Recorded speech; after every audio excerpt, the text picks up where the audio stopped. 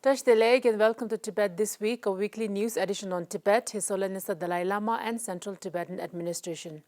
Let's have a look at today's headlines. Sikyong Pimpa Tsering participates in hearing on legal status of Tibet at the Estonian Parliament.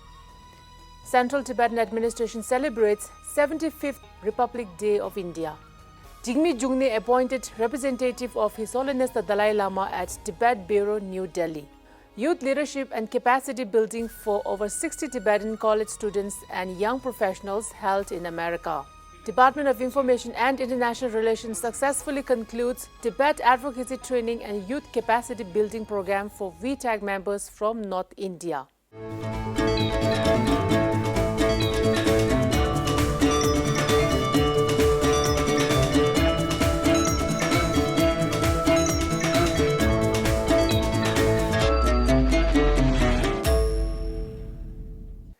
In a significant moment for the Tibetan freedom movement, a hearing on the legal status of Tibet was held at the Estonian Parliament, chaired by MP Juku Kelleryd, chair of the Parliamentary Support Group for Tibet and a member of Foreign Affairs Commission on 25th January.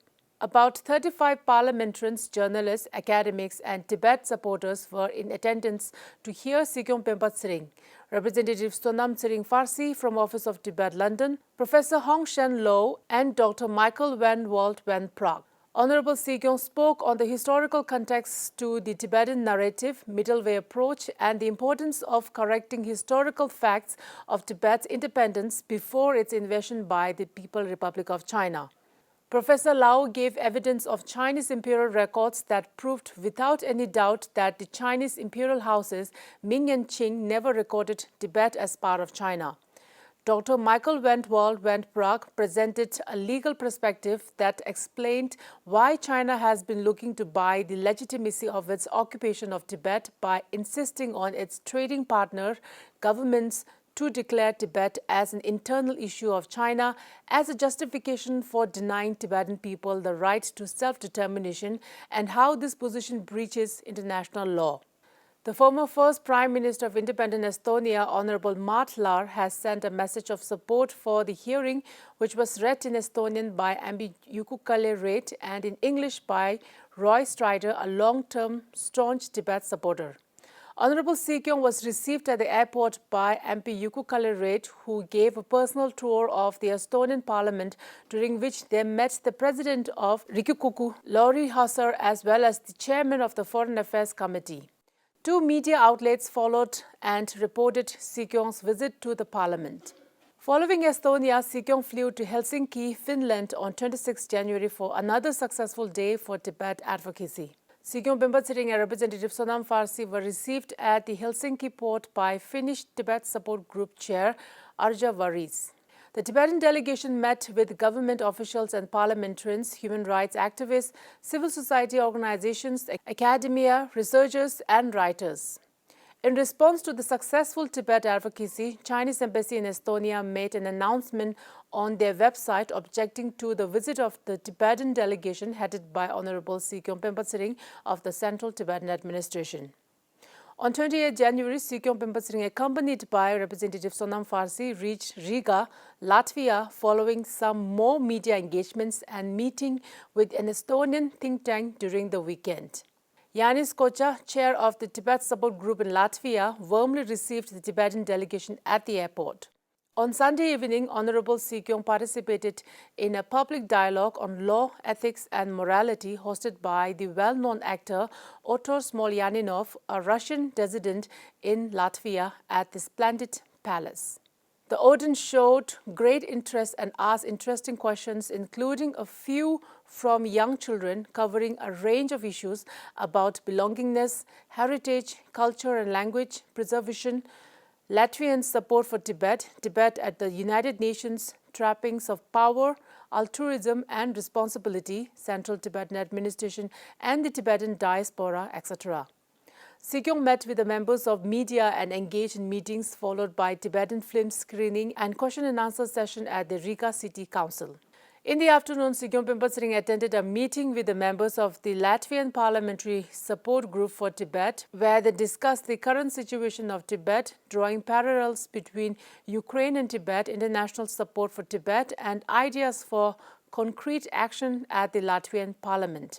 While thanking the members for their support for Tibet, including those who participated at the last World Parliamentarians Convention on Tibet in 2022, Honorable Sikyong expressed his disappointment at the absence of any statement from the Latvian government on PRC's human rights violations at the United Nations Universal Periodic Review on China last week.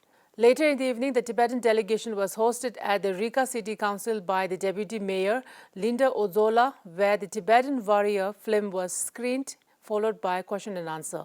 After successful advocacy endeavors reaching out to state and non-state audiences in Latvia, the Tibetan delegation headed by Sikyong Pimpalsring reached Vilnius, Lithuania on Tuesday this week. During his first visit to the Baltic states and Finland and other countries which are at the frontiers of Russia's aggression on Ukraine, Sikyong Pimpalsring informed the government, politicians and the civil society in these countries about the evidence-based open publishers' sources of Tibet Brief 2020, Tibet has never been a part of China since antiquity, hidden agenda that proved Tibet's historically independent status and the long-term threat from communist Chinese government under President Xi Jinping's reign to Europe, although Russia is the immediate danger. One of the important agenda in Vilnius besides meetings was to visit Tibet Square, which has become a landmark for Tibet-related public events like commemoration of Tibetan National Uprising, His Holiness the 14th Dalai Lama's birthday, etc. As part of his official engagements in Vilnius, Lithuania, Sikyong Pimpalsring met with many Lithuanian parliamentarians on 31st January at Seimas and took part in a series of events including a press conference and roundtable meeting. The roundtable discussion with Lithuanian parliamentarians was chaired by MP Andrius Navikas. In attendance were several MPs from the Foreign Affairs and Economics Committees, including MP Žygimantas Pavilionis, who is the chair of the Foreign Affairs Committee, and MP Arūnas Valinskas, who was a guest of CTA at the Tibetan National Uprising Day commemoration in Dharamshala last year. In the afternoon, Sikyong met with officials of Lithuania's Ministry of Foreign Affairs, undertook media engagement, visited Tibet Square in Vilnius and met with members of Tibet support groups in Lithuania. Sikyong Pimpalsring thanked the Lithuanian government and the public for their show of support for Tibet against the PRC government at the recently concluded United Nations Universal Periodic Review of China and for extending a warm welcome on his maiden visit since becoming the political leader of Tibetans. The Central Tibetan Administration celebrated India's 75th Republic Day to commemorate the day on which the Constitution of India came into effect on 26 January 1950.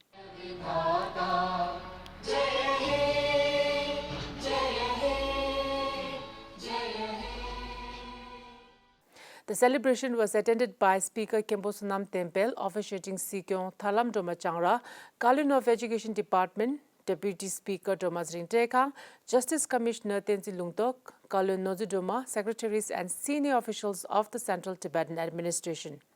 The officiating Sikyong Kalun Thalam Doma Changra, following the flag hoisting, greeted the Indian government and people on behalf of the Tibetan people on the occasion to the media. Kalun lauded the thriving democratic system of India and its constitutional amendment process after its independence and said Tibetans are grateful for the kindness shown by the government of India. As per the circular issued by the Kashak dated 25th January, Jingmi Jungne, a former member of the 15th Tibetan Parliament and Secretary of the Central Tibetan Administration, was appointed representative of the New Delhi-based Bureau of His Holiness the Dalai Lama. As per Article 19, Section 1 of the Public Service Commission's Rules and Regulations, the representative of His Holiness the Dalai Lama at the offices of Tibet must be appointed by the Kashak in the attendance of Sikyong and the Kaluns. Jingmi Jungne has experiences of more than 37 years to societal service, and he officially assumed the role of a member of the 15th Tibetan Parliament in 2011. The Office of Tibet, Washington, D.C., in collaboration with the Tibetan American Foundation of Minnesota, organized a 3-day workshop that brought over 60 Tibetan college students and young professionals from 20 states in the U.S. and Canada, representing over 40 universities from 25th to 28th January in Minnesota. The workshop was structured to include a mix of interactive sessions and expert-led presentations over 3 days. To facilitate more interactive exchanges, the guest speakers participated in group sessions focused on different themes. Representative Namgyal Chiru presented an overview of CTA's vision paper and highlighted how a well-rounded education envisioned by His Holiness the Dalai Lama and CTA can empower the Tibetan youths to become force for positive change and global leaders in whatever professional fields they follow. One of the 2 special guest speakers at this workshop was Judge Tsering Cornell, the first Tibetan-American judge in the United States and the first Asian-American judge in Clark County, Washington State, and Geshe Lobsang Mölam from Mölam AI gave a presentation titled Tibetan Language and Artificial Intelligence. On Monday this week, the Department of Information and International Relations of Central Tibetan Administration successfully concluded the Tibet Advocacy Training and Youth Capacity Building Program for a group of VTAG members from North India. The training was held from January 26 to 29 and began with an introductory session to set the tone amongst the participants. On the subsequent day, notable personalities, including the India National Director of Students for Free Tibet, a researcher from Tibet Watch, the President of the Tibetan Youth Congress, and the Vice President of the Tibetan Women's Association, led a panel discussion and shared their insights on advocacy strategies.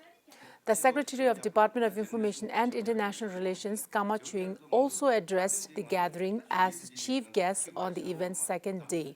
The participants on the final day of training pledged to their commitment to advocating for Tibet and also made a declaration on the training's penultimate day and partook in a feedback session.